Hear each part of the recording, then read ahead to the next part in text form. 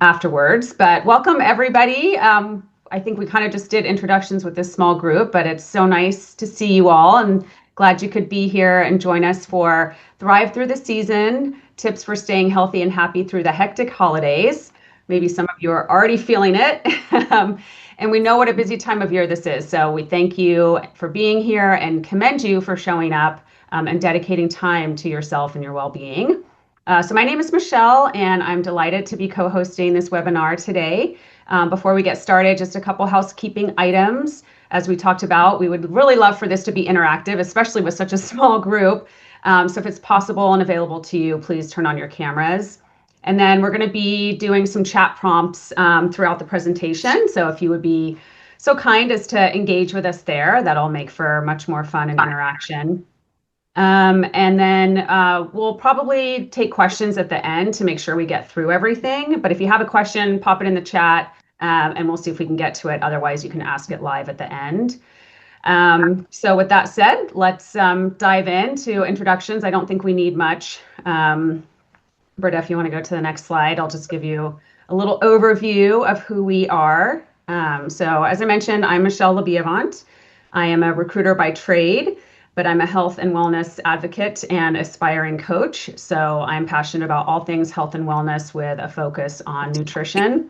And last year, I completed the 8-week online nutrition science certification through Stanford Center for Education. And as part of this journey, I was fortunate enough to be introduced to Britta Nelson, who has over 25 years of experience in business development and corporate training, and now brings yoga, breathwork, wellness education to companies and individuals through her company, Britta Nelson Wellness. And as some of you probably know, she's a certified health coach, a certified Vinyasa and Kundalini yoga instructor, an intuitive mindful eater, a whole plant-based nutrient-dense food advocate, a food opportunarian, and has a sustainable relationship with sugar, so, which I'm sure we'll talk about later on. But with that said, Britta, I'll turn it over to you. Great. Yeah, if anyone has, and Michelle, I'm so glad we're doing this together. Yeah, it's been so much fun. And Marissa, thank you for introducing us. If you have any, as we kind of talk along the way, some of these titles might mean something. The main thing, food opportunarian, I don't subscribe to any specific diet except for eating a whole plant-based nutrient-dense foods. But I also will eat gelato in Italy, pizza, I over a 4.5-year time period of stepping away from eating sugar years ago, totally redefined my relationship to sugar, to food, and really just, my body. So it's been a fun journey. People joke with me, it's been about a 30-year journey. And my friends like, you can't tell people that. They won't be motivated. I'm like, well, that's basically what the health journey is. It's long and slow and fun, and you just can't have like all these crazy expectations. So just enjoy the process. So Richard Rohr, I don't know if anybody's read from him. He's an author of Falling Upward. He said, we were meant to thrive and not just survive. What do you guys feel like thriving means? And you're welcome to throw that into the chat or just to say out loud. What is thriving to you? A level of above, just kind of the ordinary, I think, or doing your best, Doing your best. Okay. And then just like a step above, just like norm. Okay. Any other thoughts? Yeah, I think it can be defined by what it isn't. And I mean, surviving is just kind of, you wake up, you go to work, you do this, you do that, and you just kind of do that, the routine, and you're not really living. You're not really, seems like maybe you don't have a purpose. Maybe you don't, it's just, there's a difference between that and actually, evolving and taking it to the next level. Yeah. I love it. Thank you, Jason. That's such a great defining it by what it isn't. Yeah. Does anyone else have anything they want to throw in there? Gallup, we've probably all heard, they do a lot of studies. Gallup regularly does a life evaluation index globally and then nationally. And so I'm just taking United States figures of a massive study that they did to evaluate life index, career, finances, physical health, social health, community, financial, career. So I think I hit all the main ones there. So they just said, do you feel that you are thriving, suffering, struggling, or suffering? So thrive, struggle, suffer. Less than 50% of people in the United States actually feel they're thriving. The big place is the suffer or the struggling. 45% of our nation is struggling right now, and about 6% feel that they are really suffering. So how sad is that? Only half of our country really feels like they're like at that step that Jason is saying, like, I'm figuring it out and I'm like, really in it. And our real thing about this was just like, how do we, and holidays, do we feel like the holidays sometimes represent struggle and suffer when you're running around and chaotic and checkbooks are getting drawn and things like that? So we wanted to create this class so that we help people have some tips for staying grounded, energized, and feeling like you finish the year and the season thriving and go into the new year feeling more hopeful and optimistic about thriving. I have to just tell you, Britta, that is perfect in that my word of impact for 2025 was thrive. So isn't that like amazing? Wow. Wow. I love it. Did you? Yeah. Well, I had my moments, but Yeah. Perspective is part of thriving. Yeah. So on our next definitely slide, thriving more than struggling or suffering. suffering. Yeah, for sure. Your Facebook page looks very thriveful. Thriveful. I took a lot of trips. The Buddha says your body is precious. Treat it with care. And I guess the question is, why does it matter to treat our bodies well? And some of these will kick it back for questions, but some of that I'm just posing that out there. But if you feel like you want to chime in, please throw it into the chat. Studies about not taking care of ourselves show us highly heightened stress, burnout, which leads to impatience, which leads to lack of availability and presence with other people. Not caring for ourselves leads to depression, anxiety, lack of health, lack of wellness. This strains relationships. This reduces our ability to connect and have compassion with other people.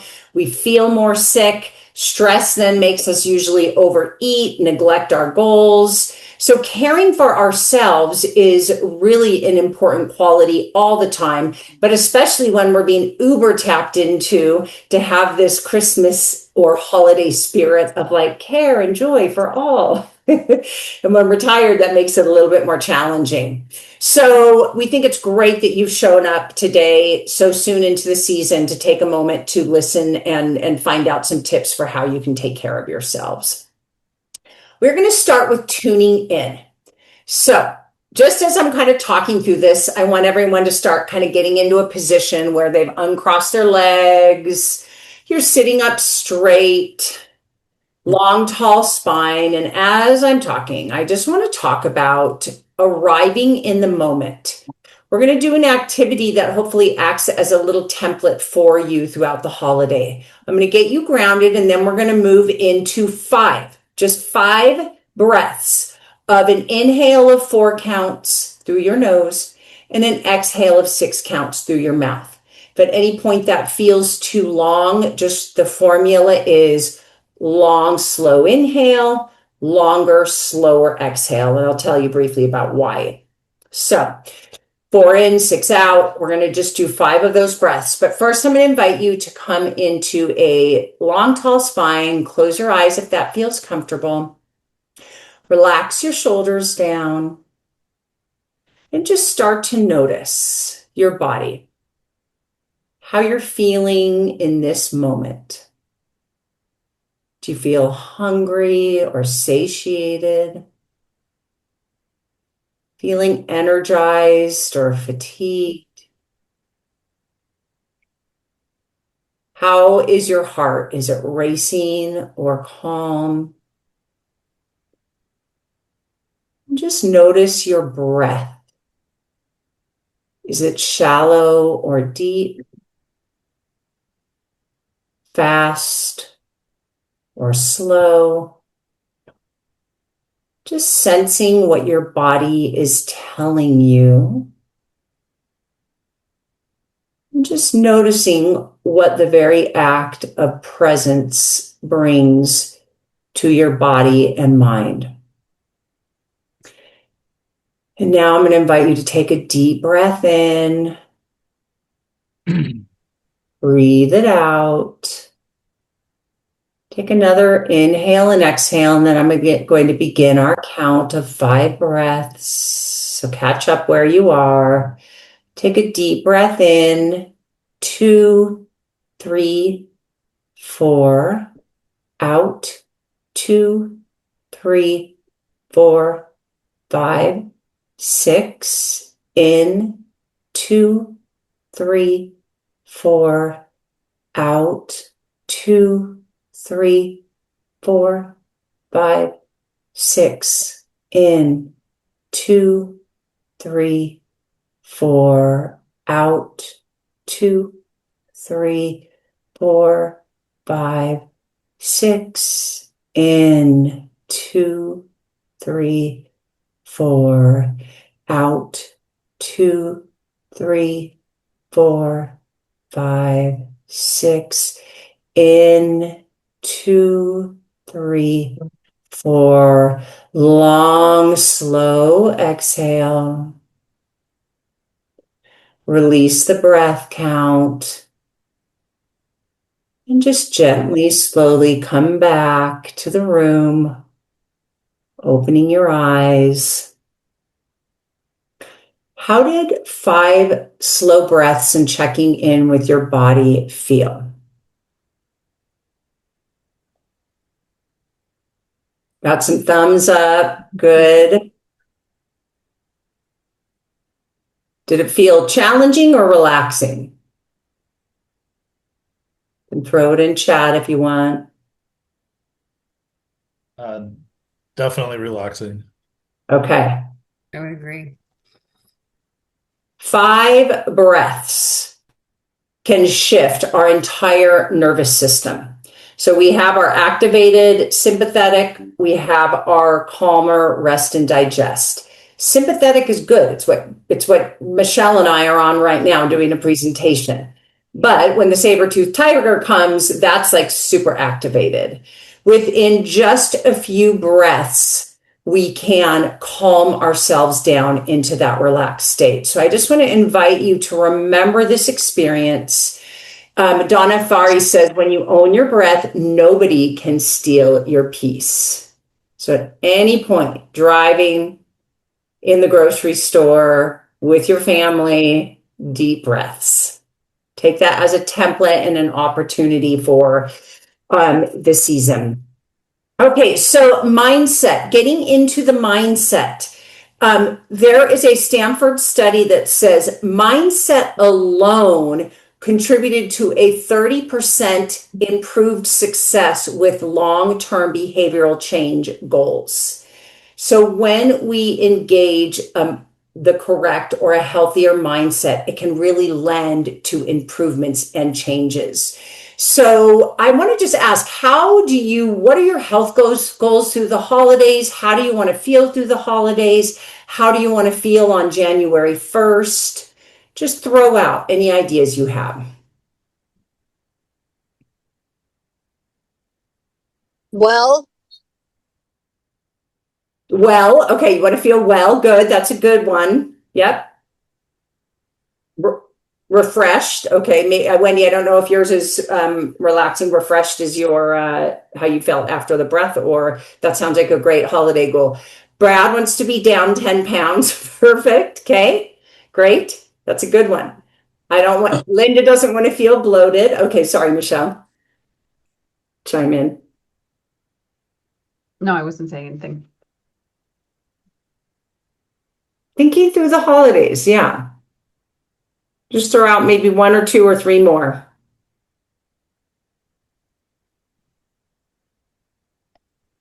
Or have you even thought about it?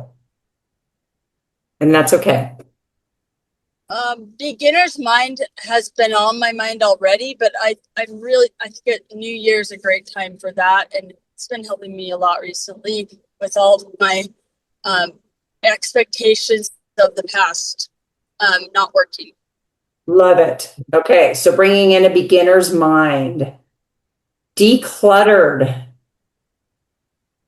Oh, that's a good one. When you Yeah. Michelle, you want to grab that one? Or Yeah. people? Yeah. Mary says, I want to feel calm this holiday season, not pressured to do it in any other way than what feels right for me and my family. I love So that. yeah. So looking back in January, you want to say, okay, that was a great holiday and you did, you honored yourself and your family and did what was right and not necessarily not what was expected or pressured. That's really good. Yeah. Astrid wants to feel happy. Love it. These are some good ones. Really good. So we're thinking of mindset. A lot of times, I don't know if anyone has read Atomic Habits, but in Atomic Habits, they talk about outcome goals versus identity goals. So outcome goals are kind of like, I want to lose 10 pounds. Identity goals align us with who we want to become. So one, and a lot of these tips we're talking about in this class are going to be like life tips, not just the holidays. So they find research shows that people that have anchor their goals in their identity, instead of just things they want to do and an outcome, but the kind of person they want to be, have 2 to 3 longer times sticking with their habits. So when you start saying things instead of just, I think it's great to say, I want to lose 10 pounds, but something more like, I make healthy choices that help me maintain a healthy weight. I am somebody that I support my health year round. I'm a calm and no, I don't want to be a calm and reactive person, a calm and non-reactive person. So kind of thinking about who you want to be, which kind of aligns with Mary's comment, like, I want to be somebody that makes choices for myself, that makes me and my family happy. Does that make sense? That makes sense. Difference? So with that, if you have a pen or a paper there, maybe jot down, instead of just your healthy goals, who do you want to be through the holidays? Someone who, I am someone who. I want to be Santa Claus. Perfect. That would be an identity goal. Major shift. So that might involve some weight gain over the holidays. I don't need to gain that much. So just taking that time to remember that they find that, like, even just with like in like alcoholics, it's like, I don't want to be somebody that doesn't drink. I want to be somebody that wakes up feeling clear-headed and healthy every morning. And then from there, your actions follow naturally. So deciding who you want to be, regularly revisiting your intentions. Outcomes are what you get. Identity is who you become. Like I now, after my 25-year journey, I'm like, I'm a healthy person. Like that's unequivocal, 92%, 98% of the time. Focus on how your body feels. Does it feel calm? Does it feel peaceful, or does it feel anxious? So you want to start really tapping into your body, and then really practicing self-love, patience, acceptance. We never do well when we're pounding ourselves with expectations. We usually do much better when we are leaning into grace and self-compassion along the way. Okay, Michelle. All right. So now that we're in the right mindset, and you have your intentions and your outcomes, we're going to dive into sort of the meat and potatoes, so to speak, and talk about practical tips to help you thrive, not only through this season, but really these are things that you can incorporate into your everyday life. So the first thing is finding a holiday hideaway or a hideout, if you will. And this is a quiet space. It can be a room in your house, a corner of your garden, even your car, just somewhere you can go to reset when needed. This is somewhere where you won't be distracted, even by your phone, and you can take a few minutes to yourself when you need to ground and recalibrate. You can even use this time to do the breathing exercise we did earlier. That's a really great way to recalibrate. Love it. Hey, sleep. Another, Oh yeah, sorry. I was going to talk. Yeah, I was Oh going to yeah, talk no, about no, go waking up ahead. early. Yeah. So, and it kind of leads into that. So, waking up early, which I know for me is really hard and is hard for a lot of us when it's dark and cold in the morning. But if you can just get up, an hour ideally, or even 15 minutes earlier than your household, before the hustle and bustle of the day begins and your to-do list takes over, it's a really great way to set yourself up for success. So studies have shown that a calm morning lowers stress reactivity by 30%, and morning routines can boost positive emotions by 25%. So starting with some hydration, which we're going to talk more about in a little bit, but we wake up super dehydrated. If you think about it, you probably wouldn't go 6, 8, 9 hours during the day without taking a sip of water, and that's what happens when we sleep. So the first thing you need to do before coffee, which I know is really hard, is grab a big glass of water with lemon or some electrolytes if you can to get your brain going. Or if you're like me and you need something warm in the morning, grab a big cup of hot water and drink that before you have coffee or anything else. If you can get sunlight, which I know is also hard, but any light in your eyes in the morning will reset your circadian rhythm, gets you moving. If you can do some light movement, some breath work, journaling, meditation, listen to something or read something inspirational or motivational, whatever works for you, just take this time for yourself in the morning. These type of intentional habits in the morning improve mood and emotional regulation for up to 12 to 16 hours. So you're really setting the tone for the day. If you're not a morning person, or you don't have time to yourself in the morning due to young kids or what have you, pets that need walking, you can do this in the evening as part of your wind down routine, and it will really set you up for good restorative sleep, which Britta is going to talk about next. Perfect. Yeah, I read today that 1 to 2% drop in hydration reduces energy, focus, and mood. Our brain literally shrivels if we are not hydrated. I was like, that freaks me out. Especially if you're knocking back the nog the night before, right? So add that in. And exactly. All right, precious sleep. Sleep helps regulate emotions. It improves our decision making. Helps process both food and feelings. People that don't get enough sleep, they've done studies where it's like if you pulled some all-nighters, you actually, if you got pulled over, would have the same reaction as like a DUI. So you can get like drunk driving under the influence of no sleep kind of things. So it affects us that deeply. And adequate sleep reduces appetite and sugar cravings. I don't know if you knew this, but when you get bad sleep, leptin, a hormone, goes down. That regulates our appetite and our energy. So that's less in our body. And what increases is ghrelin, that goes up, and that is our main hunger signaling hormone. So basically you're fatigued, and anything that's going to make you healthy and regulate your appetite goes away, and you're going to be getting more of the hormone that's going to make you want to eat more.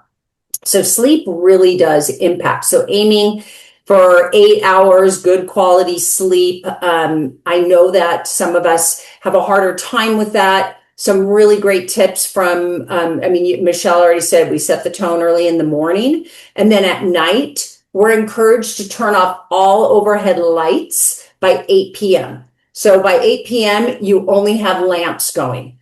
So like lower lighting, we are starting to set the tone for our falling asleep. We'll talk in a little bit about some other tips to help with sleep.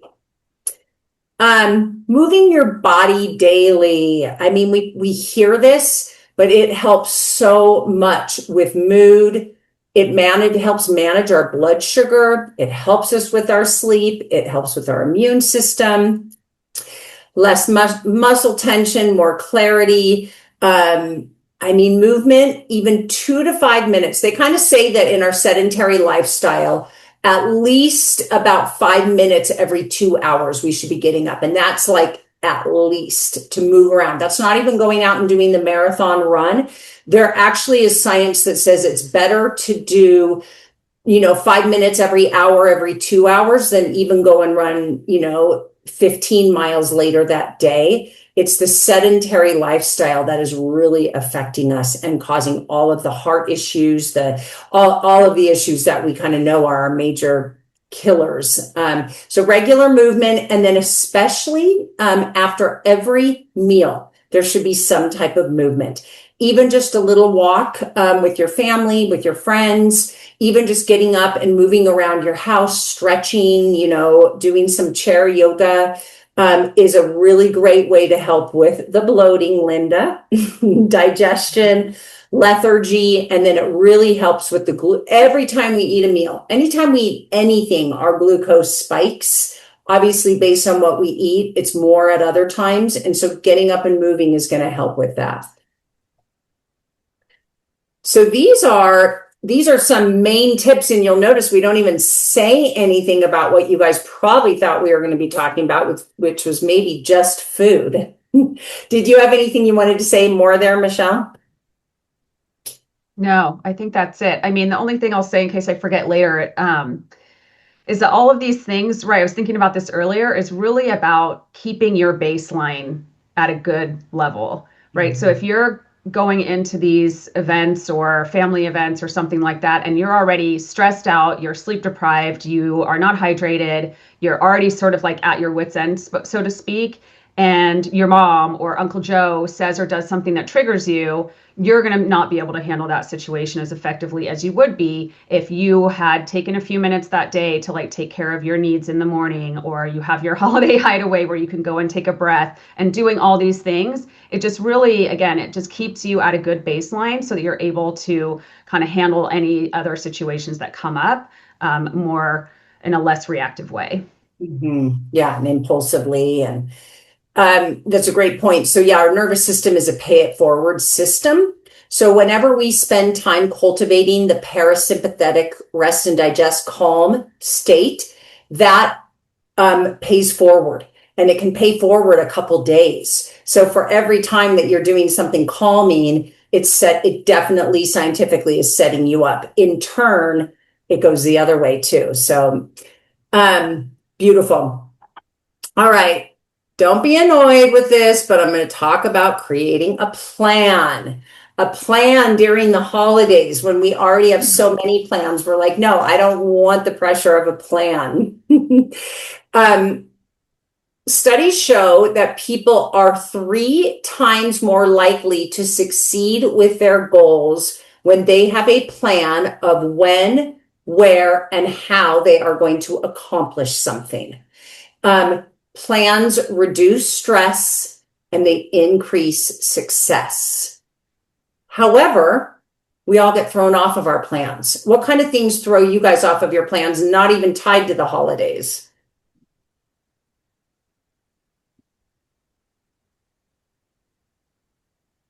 Laziness, apathy. Okay.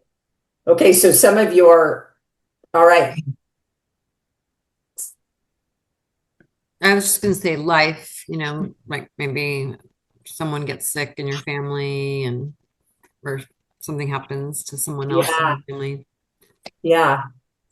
I'd say if it's the first time trying the plan, whatever it might be, and perhaps it just, you didn't realize different things that could impact it, or the plan just wasn't dialed in and it needed to be iterated upon.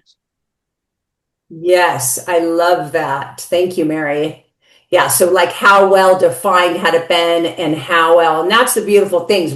There's that quote that's like, even the best laid plans go awry, but without a plan, we go awry.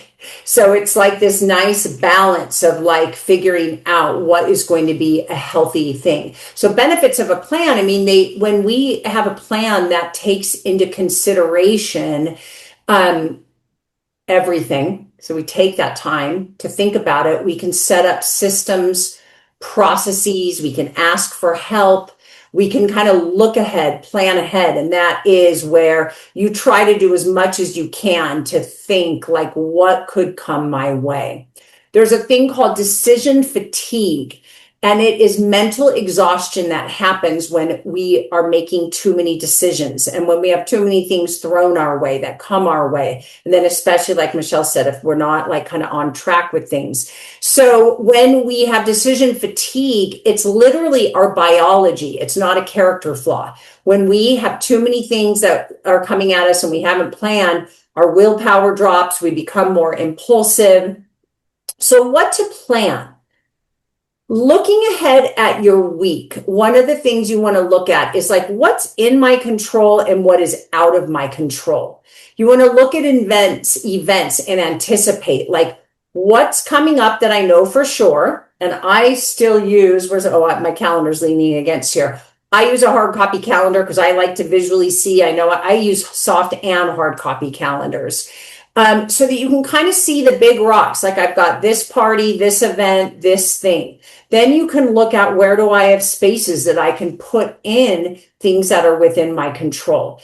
And then you set things up like calendaring in your exercises, your meditation, your meal prep. I have a roommate that does great meal prep weekly. Stocking your kitchen with all the healthy things, carving out your night or two for yourself is going to be so helpful in planning your week. So looking ahead, planning your day. So you already know what's happening on your week. You look at your calendar, you start with a healthy decision, a grounding decision right out of the gate. Maybe it's that meditation, that quiet time. Maybe it's that I wake up and have right away a big glass of water, whole lemon squeezed in it with green powder. That's my first little thing where I tell myself my health is worthwhile. I am worthwhile here. Then I take those few minutes of meditation. Again, my schedule is worthwhile. It goes beyond, and that sometimes means waking up earlier. So being aware, making a grounding decision, and then planning your meals. Michelle's going to get in great to some of this, but aiming for balance in your meals, making sure that you have good fuel, you're fueled, you're hydrated, you've got enough good stuff that you're not going into the last supper mode when you go to your party. And some of us will say, well, I have the party, I'm not going to eat all day so that then I haven't put enough calories in, so then I can like chow down. And that is going to inevitably lead us to binge eating, binge drinking. You do much better to fuel and hydrate all day so that you go in well prepared. And then finally, planning for your triggers. Know what your trigger foods are, your trigger behaviors, and maybe set a limit for the season. I only have 2 glasses of wine at a party. I only have one of the treats, and we're not talking like Cheesecake Factory, like reasonable size treats. So and you kind of set this goal around like, this is what I do. And when I was doing no sugar for 4.5 years, I would just go into places and I'm like, that's not for me. I'm even coaching a lady where I'm like, okay, like think about like if you saw baby food, like you're not going to like go eat your baby's food. You're like, that's not for me, that's for the baby. Like even tell yourself, like once you've gone beyond a certain thing, or if you want to put limits, you can just be like, that's not for me. And you just let that be like something that you own. Anything in there, Michelle? Yeah, I just wanted to point out and see if you wanted to address, Mary made a good point that she tends to overplan to the point of exhaustion. So planning is actually what gets in the way sometimes. So do you want to address, that's a really good point. And we certainly are not trying to add more, right? And when people already have so much planning to do. And you don't need to overthink this, but it's just about, right, like looking ahead and planning through your week and your day and trying to find points in there where you may not be able to control what's being served at this, whatever event, but you can control your decisions, before and after. And so where can you have some control in your day? Yeah. Yeah, because I know you were kind of indicating like you want to be able to feel that ability to intuitively know what you and your family needs through the holidays and not be forced into doing other things. So that's going to be what feels good for you in terms of, oh yeah, okay, I'm not feeling like I'm totally thrown off course, but I'm not feeling like I'm over planning. It's a healthy balance. Okay.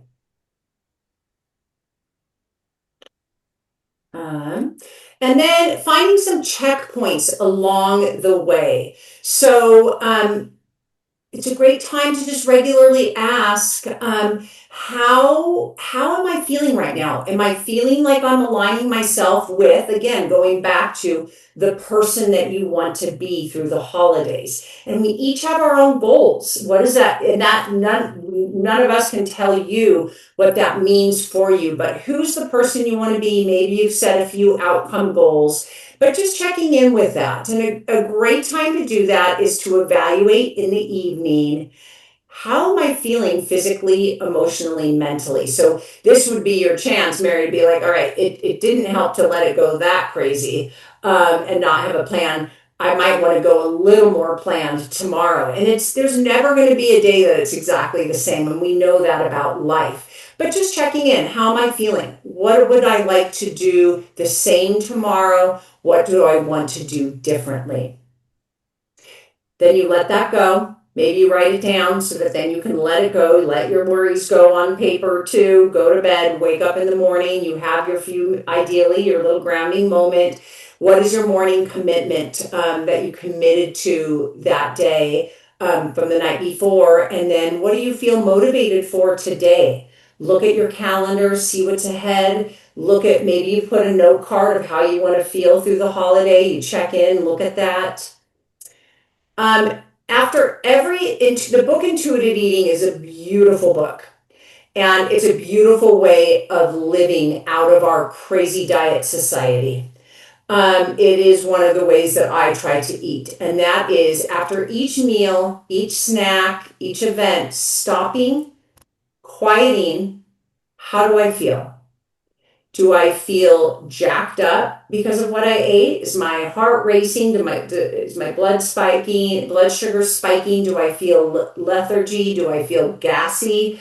Do I feel bloated? And you just take this moment to be like, how do I feel? Or did I come home from that event and you're like, oh, I just had to have 3 glasses of water and 4 Advil, hoping I feel good after all the wine I had at that party. It's a great time to check in. And then there's something called anchor points.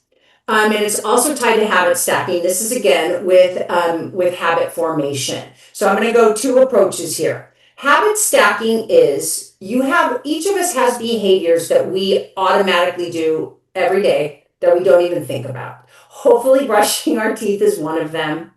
We usually have to get in our car or walk through the front door. There are things that we stop at a certain stoplight all the time. You can pick an anchor point as your time to check in. How am I doing? Because again, we're talking about these as checkpoints. How am I feeling today? It's also a great time to pair a new habit with anchor points. So what they say is if you take something you do every day, add something that you're trying to get used to doing, you start to pair the 2 together and it starts to become automatic. I used to not meditate. I love my coffee. I was not allowed to have my coffee. This is true. This is my story. I wasn't allowed to have my coffee until I did my meditation breath work. I started to pair the 2 together. Now I meditate every day because I see those things as tied together and they make me very happy. So you could say, whenever I walk through the front door, I go in and I take a big glass of water. So anchor points, habit stacking, your anchor points are the thing that you do regularly. And then you can attach something new you want to do, or you can think about how you're doing during the holidays. And then another great thing is having accountability partners. If you want to talk with, spouse, friend, partner, your cat, good chance to kind of question how you're doing. Perfect. Everyone good? Okay. Cravings are going to happen. We are going to make poor choices. Nothing is a poor, I think everything is a learning experience. I mean, 40 times later, it might be a poor choice, but everything is just a chance to learn about ourselves. But if you are going through the holidays and you are feeling overwhelmed, overprogrammed, it doesn't even have to do with eating. This could be doing too much for people, spreading yourself too thin. There's a phrase in the 12-step programs called HALT. Ask yourself, am I hungry, angry, lonely, or tired? Usually when one of those four show up, we're going to do the poor behavior after that because we haven't taken care of what the true need is. So if you ever are ready to just do something that you think this is probably not going to serve me, ask yourself that. Fulfill the need, and then see if you need to do the behavior. Thinking ahead, another phrase that comes from 12-step programs. Thinking through the bite. And I used a 12-step program on my journey for health because I needed support for a while. So what will your body feel like after you take this bite? After you drink too much? After you try to spread yourself too thin and throw 7 parties? Thinking through and pausing because you've done it before and being like, oh yeah, I usually feel like, excuse my French, shit after I do this. So it's a great time to kind of think through, do I want to do it? Taking the 5 deep breaths. Andrew Huberman says fastest way to calm the brain is through the breath. And then reset. If you have done anything that you just are like, I need to reset, this especially has to do with food too. Have a high protein snack immediately. Even if you're full, take a few big spoonfuls of some Greek yogurt. Do something different than like if you've had a lot of sugar kind of thing. Have some nuts, have some nut butter. Take a walk or get up and stretch. Have a big glass of water. Call a friend. If you're really tired and the answer to HALT was tired, non-sleep deep rest. It's called yogic sleep. It's everywhere now. You can find on YouTube, Spotify, Insight Timer, anywhere you can go on and say NSDR, and you can find a meditation that is meant to put you into this weird stage between consciousness, so sleep, and awake. 10 minutes, even if you didn't like totally fall asleep, if you lay down and listen to an NSDR, you will literally feel like you took a nap. Andrew Huberman does it every day. So highly encourage NSDR. They're also beautiful to fall asleep with. You want to kind of look to see if sometimes there's ones that have a bell at the end that wake you up and then some that don't. I still usually sleep through it. Awesome. All great tips. But as we know, sometimes things don't go as planned. And this is a great quote from Bob Feller, who I had to look up, but he's a legendary MLB Hall of Famer. And he says, every day is a new opportunity. You can build on yesterday's success or put its failures behind and start over again. That's the way life is, with a new game every day. And that's the beauty of it, right? Every day, actually, it doesn't even have to be every day. Every moment is a new opportunity for us to choose. We can recalibrate, one breath, one pause, one choice at a time. Just because you overdid it one night or things didn't go as planned, you can make a different choice in the next moment. So don't throw in the towel for the day or the week or the season because you made one, poor choice or it didn't go as planned. Just get up, do it differently next time. Love it. All right, so now we're going to get into the nutrition portion of the program. And just looking at time, I might kind of speed through this a little bit, but we want to focus mostly on nutrient density. And this is a great quote from Joshua Rosenthal, who is the founder of the Institute of Integrative Nutrition, which is basically the gold standard, the world's most respected nutrition and health coaching school, which Britta has completed, and that's my ultimate goal. But it says, if you fill your body with healthy, nutrient-dense food, it is only natural that the cravings for unhealthy foods will lessen substantially. So what do we mean when we talk about nutrient-dense? You guys have heard us mention it a couple of times. I'm sure you heard of it before. Some of you may already know this. But as we know, the modern Western diet is often energy rich, but nutrient poor, meaning lots of calories, lots of empty calories. So basically, lots of things that we're presented with around the holidays. Nutrient dense foods, on the other hand, are rich in vitamins, minerals, fiber, and antioxidants, and without excess saturated fat, added sugars, or sodium. Think fruits, vegetables, whole grains, low fat dairy, fish, lean meats, nuts, and legumes. So, everything you see here on this list. Lots and lots of options. The most nutrient dense foods are real and unprocessed, so they're not chemically altered or filled with synthetic ingredients, and they deliver high nutrition with relatively low calories. So, avoiding low nutrient dense foods, or the opposite of that is highly processed foods, is important, but equally as important is increasing nutrient density by choosing seasonal and local produce whenever possible, growing your own, which is kind of challenging in the winter months, and emphasizing leafy greens, berries, and non starchy vegetables. So, how do we do this? Again, throughout the holidays and in daily life. You want to go to the next slide? Yeah. So this is another IIN strategy, and this is called crowding out, which is focusing on what you can add instead of what you should avoid. I love this strategy. I use this all the time because I like to eat everything, and so I try to make sure that I'm just having a good balance and that I'm adding things in instead of taking things out and being restrictive. This isn't about restriction, it's about nourishing and supporting your body. So crowding out is about adding more healthy foods rather than taking things away. So most people, you myself included, think that they have a long list of things that they need to not eat.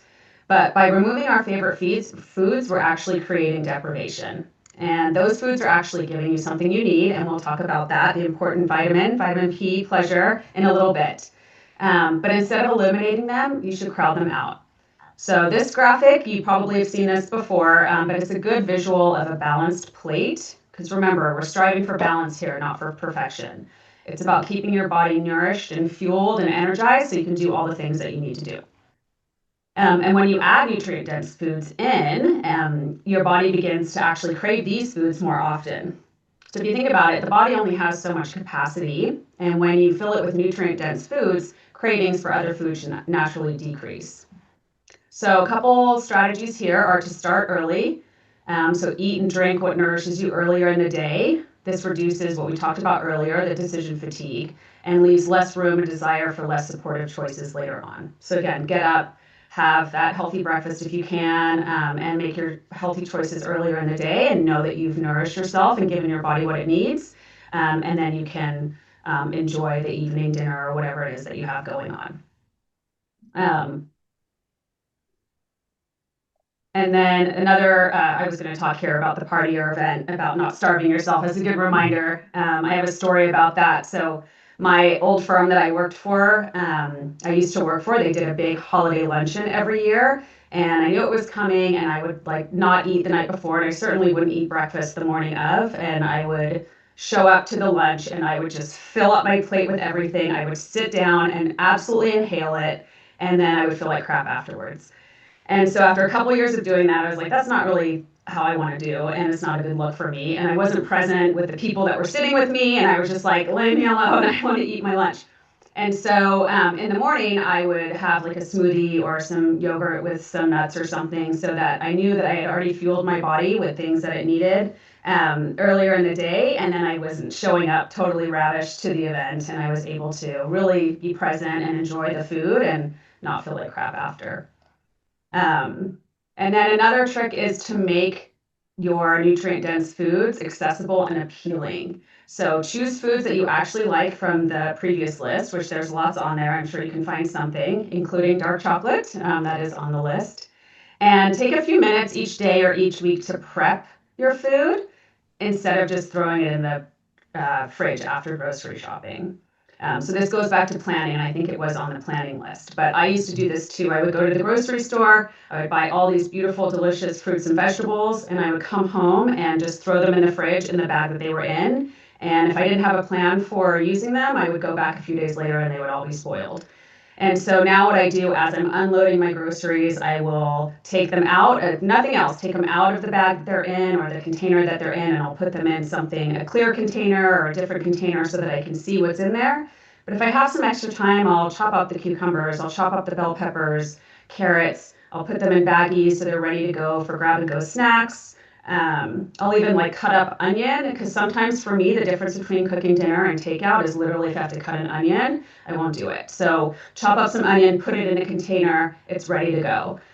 So just depending on the time you have, and again, not to stress anybody out with everything else they have to do, but this is a really, really good trick for making these nutrient-dense foods easy and accessible to you. Love that. Anything you want to add on that, Britta? No, I love it. Yeah, my biggest thing is what I now do every day is my green smoothie. I'm like, if I can at least get my green smoothie with protein powder and lots of kale, spinach, cucumber, nuts, kefir or yogurt, that's where I'm like, all right, at least I did that today. Yeah. And that does help me feel satiated then through the day, and I've kind of set things up. Yeah, love it. No more soggy radishes in the bag and the wonderful. Thanks so much. I love that sharing. You guys might notice something interesting along this plate: relationships, physical activity, career, spirituality. It sounds a little bit like thriving, right? That is also part of our plate. Lucy says, all I really need is love, but a little chocolate now and then doesn't hurt. In the Institute of Integrative Nutrition, they talk about us being nourished in two ways. We have our primary foods. This is non-nourishment food. This is not stuff that's on a plate. It is relationships, career, purpose, physical activity, spirituality, joy, connection. These are off the plate elements that feed our overall well-being. When primary food is lacking, people often try to fill the gap with actual food. And the other food is called secondary food, which is our actual food. And you can never fulfill a primary need with a secondary food. You may enhance a secondary food by having a beautiful dinner with your friends where you're laughing and you're connected and the food and everything just tastes and feels so much better. But you can't fill that when we're home and binge eating, and I've been there. We have to work on both, and that is true nourishment. Wellness is the balance of both. So it takes us full circle back into thriving to remember that all of this is balance. All of this is part of it. And this season is like this microcosm of like everything we've talked about. Like all nutrition life concepts are like in this little, we have 28 days before the clock strikes midnight and we start a new year. So 28 days from today. And so it's this little microcosm. And there's really an important part of all of this, which is so fun, and it's the vitamin P, pleasure. Mark David is the founder of the Institute of the Psychology of Eating. Out of Boulder, I went to one of his conferences. He says, pleasure is an actual requirement in the nutritive process. Our brain and digestive systems scan each eating experience to see if we've reached the requisite level of pleasure. If not, we still feel hungry. So I remember making an asparagus smoothie once, like thinking, oh, this is so healthy. And it makes my stomach turn right now just thinking of it. It was so gross. And then I'm like hungry the rest of the day. So the brain and digestive system scans every eating experience to determine, was there pleasure here? And without that satisfaction, we do keep signaling some type of hunger. This is physiological, not willpower. Like we have to have enjoyment. Intuitive eating is really all about just like listening to what is feeling good, from behaviors to eating. And when we actually feel that pleasure, we actually digest better. The parasympathetic nervous system kicks in. One of the first things that stops when we're eating and the tiger comes is our digestive system working. One of the first thing that gets back online when we start to feel calm is digestion working. So if we're stressed, That's why we're having gas. That's why we're bloated. That's why we're not feeling good. We need to slow down. So tips for cultivating pleasure: be present, breathe. We need that oxygen to actually help with digestion as well. Think about a stove, like a wood burning stove. If you cram it so full of wood, then there's no oxygen in there to burn the wood. We need oxygen in our body to burn our food, to digest, to have that metabolism going. So we want to slow down the hara hachibu.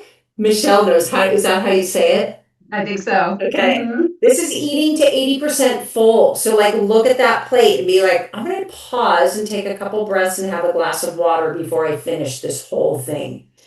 Savor, choose foods that you enjoy. Pick foods you genuinely enjoy that make you happy. And then create nourishing experiences, like have candles going, make it a good sensory experience for yourself. Vitamin pleasure, and vitamin A is vitamin attention. Okay, awesome. Camille, thank you for joining. Okay, we're winding down now. So final quote: when you take care of yourself, you give your best, not just what's left of you. And that's for ourselves as well. So as you move through the holidays, just remember you have the power to choose how you want to feel. Thriving is not about perfection. It's about presence. It's about practice. It's about attention. Simple practices, nourishing foods, breathing, hydrating, taking some quiet time, moving can create a profound sense of calm, resilience, and presence, which is going to make you feel better, and it's going to make you more available and pleasurable to our family members and friends.